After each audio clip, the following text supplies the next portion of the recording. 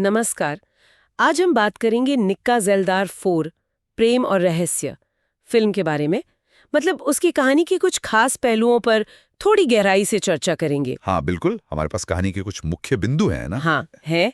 और मकसद यही है कि कहानी के जो मोड़ हैं, किरदारों के बीच का जो टकराव है और शायद जो छुपे हुए संदेश है उनको थोड़ा समझे। ठीक है। तो कहानी की शुरुआत होती है निक्का से। एमी विर्क ने निभाया है किरदार। हाँ, वो जाना पहचाना किरदार है। हाँ बिल्कुल।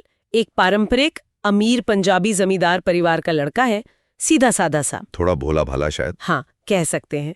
पर इस बार कहानी में मोड़ तब आता है जब उसका दिल आता है एंजल प्रीत पर, सोनम बाजवा। अच्छा। और वो निक्का की दुनिया से बिल्कुल अलग है। शहर में पली बड़ी, आधुनिक सोच वाली। तो यहीं से वो कंट्रास्ट शुरू हो जाता है। हाँ, यही से पहला मजेदार टकराव बनता है। और एंजल प्रीत का बैकग्राउंड सिर्फ शहर की है या कुछ और भी? शहर की नहीं है, वो हरियाणा से है। और सबसे खास बात, वो एक पेशेवर पहलवान है। पहलवान? अच्छा ये तो काफी अलग है। हाँ, कुश्ती उसका पैशन है, प्रोफेशन है। अब सोचिए, निक्का का परिवार, ठेठ पंजाबी जमींदार, खेती बाड़ी, परंपराएं। उनके लिए तो ये बहुत बड़ा कल्चर शॉक होगा। जाहिर है, एक तो हरियाणवी, ऊपर से पहलवान बहू। हाँ हाँ, ये सेटअप अपने आप में ही मतलब कॉमेडी और कॉन्फ्लिक्ट दोनों की गुंजाइश रखता है। बिल्कुल। और ये सिर्फ कॉमेडी के लिए नहीं है, शायद ये जानबूझकर चुना गया टकराव लगता है। एक तरफ वो टिपिकल पंजाबी जमींदार परिवार है जो अपनी जड़ों पर गर्व करता है। हाँ। दूसरी तरफ एक हरियाणवी लड़की जो ना सिर्फ दूसरे राज्य से है बल्कि एक ऐसे खेल से जुड़ी है जिसे आमतौर पर पुरुषों का माना जाता रहा है। सही कहा। तो ये सीधे सीधे परंपरा बनाम आधुनिकता और जो जेंडर रूल्स हैं उनको चैलेंज करता है। कुश्ती का सिंबॉलिज्म भी यहाँ अहम है, ताकत, आत्मनिर्भरता, शायद थोड़ी बगावत भी। सही कहा। और इस टकराव को और मजबूत करती हैं कहानी में निक्का की दादी बेबे, निर्मल ऋषि। ओहो, बेबे, वो तो इस सीरीज की जान है। हाँ, पहचान बन चुकी हैं। सख्त मिजाज, परंपरा की मजबूत पहरेदार।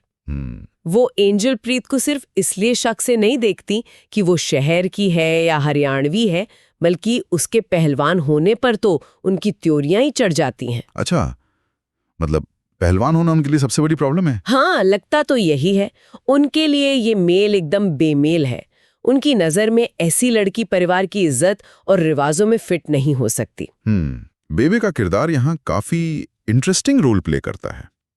एक लेवल पर तो वो, जैसे आपने कहा, पारंपरिक पंजाबी फिल्मों का आर्केटाइप हैं, घर की मुखिया जिनकी मर्जी के बिना कुछ नहीं होता। हाँ। लेकिन थोड़ा और सोचें तो क्या उनकी सख्ती सिर्फ परंपरा बचाने की जिद है या कहीं ना कहीं मतलब बदलते समाज का बाहरी असर का डर भी है?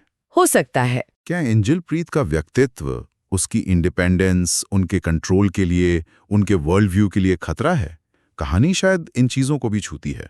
हाँ, और फिर निक्का और उसके दोस्त हैं, हमेशा की तरह। हाँ, उनकी जुगाड़बाजी। बिल्कुल।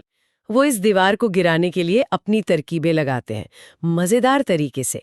सीधे भिड़ने के बजाय कॉमेडी का सहारा लेकर बेबे की आपत्तियों को कम करने की कोशिश करते हैं। टिपिकल निक्का स्टाइल। हाँ, और आखिर में वो एंजल प्रीत के परिवार की जो सामाजिक प्रतिष्ठा है, उनका जो रुतबा है, उसका हवाला देकर बेबे को शादी के लिए मना ही लेते हैं। अच्छा, मतलब स्टेटस वाला एंगल काम कर जाता है। हाँ, पर ये ध्यान देने वाली बात है कि बेबे मान तो जाती हैं, पर उनमें वो खुशी नहीं दिखती।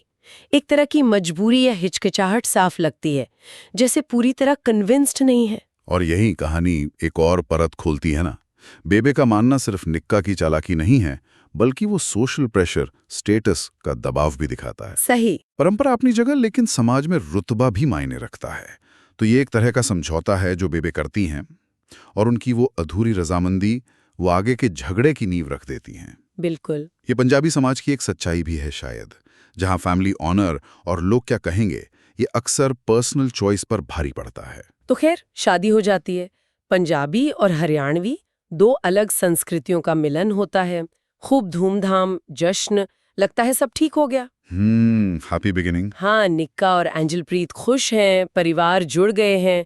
लेकिन जैसा अक्सर होता है, शांति ज्यादा देर टिकती नहीं। बिल्कुल। असली ड्रामा तो अब शुरू होना था, शादी के बाद। ओह। क्योंकि शादी के बाद एंजल प्रीत के अतीत से जुड़ा या उसकी पृष्ठभूमि से या शायद परिवार से जुड़ा एक बहुत बड़ा राज सामने आता है। अच्छा, किस तरह का राज?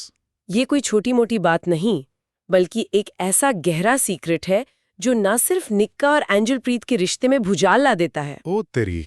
बल्कि दोनों परिवारों के बीच भी नफरत और शक की एक ऐसी दीवार खड़ी कर देता है जिसे पार करना नामुमकिन सा लगता है। जो थोड़ी बहुत अंडरस्टैंडिंग बनी थी वो पल में खत्म। बाप रे, यही कहानी का गियर पूरी तरह बदल जाता है।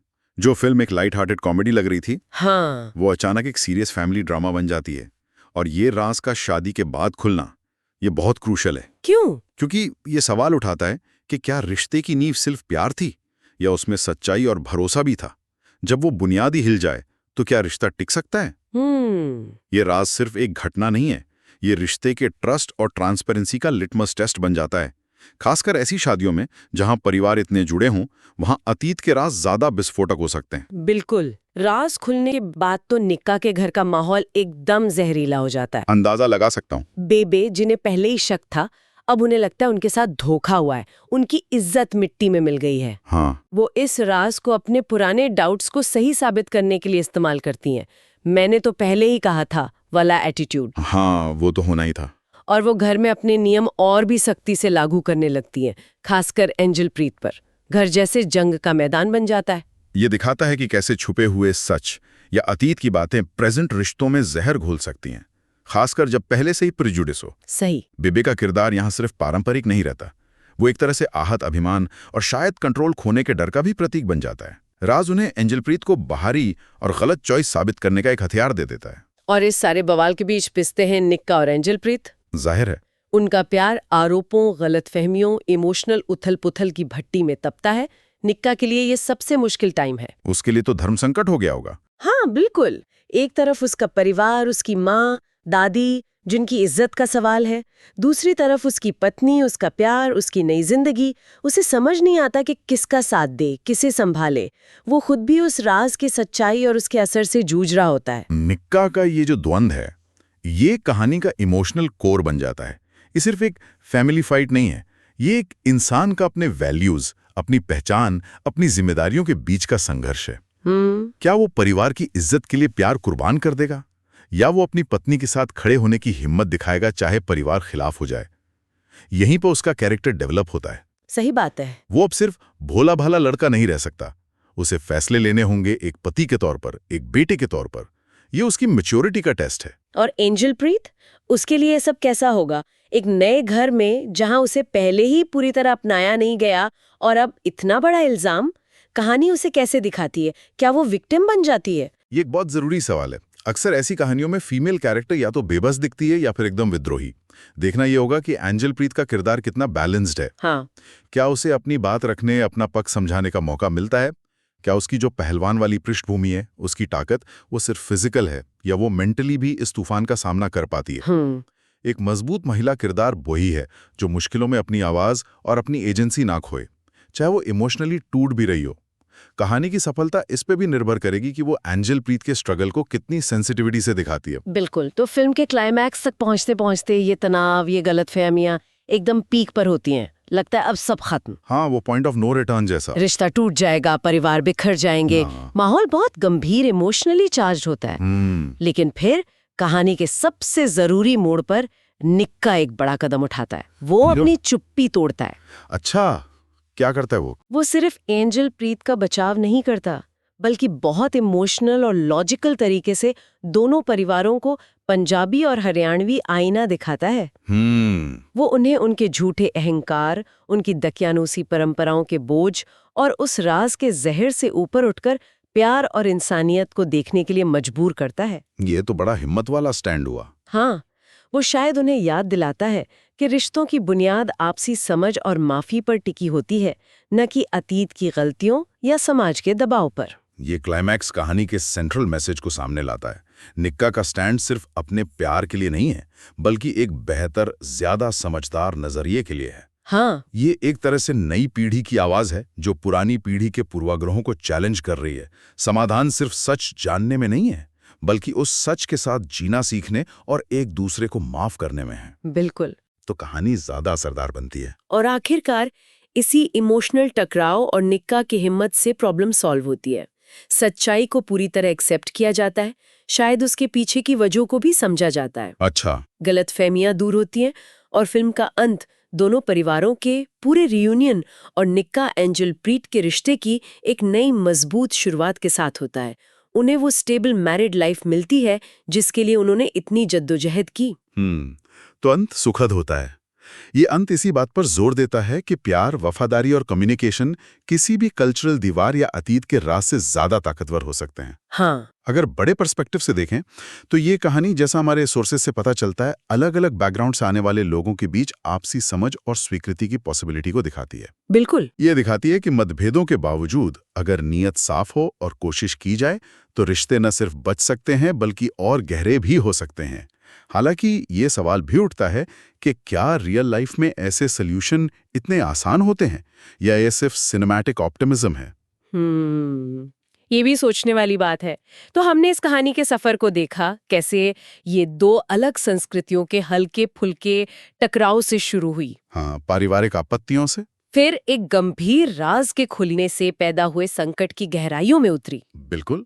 और अंत में प्यार, हिम्मत और आपसी समझ से हासिल किए गए मेल मिलाप पर खत्म हुई। इसमें कॉमेडी है, ड्रामा है, इमोशंस हैं। हाँ, सब कुछ है। और इस कहानी का जो विश्लेषण है वो हमें सिर्फ किरदारों या घटनाओं तक नहीं रोकता।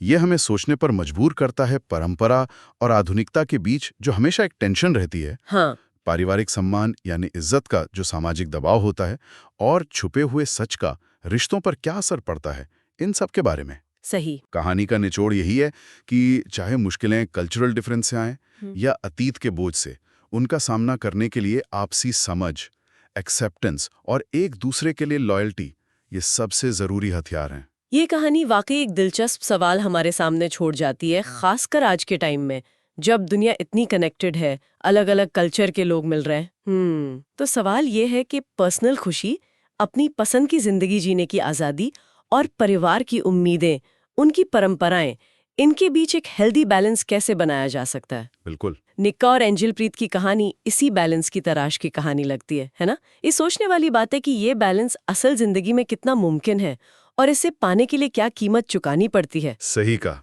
ये एक अहम सवाल है जिस पर दर्शक सोच सकते हैं।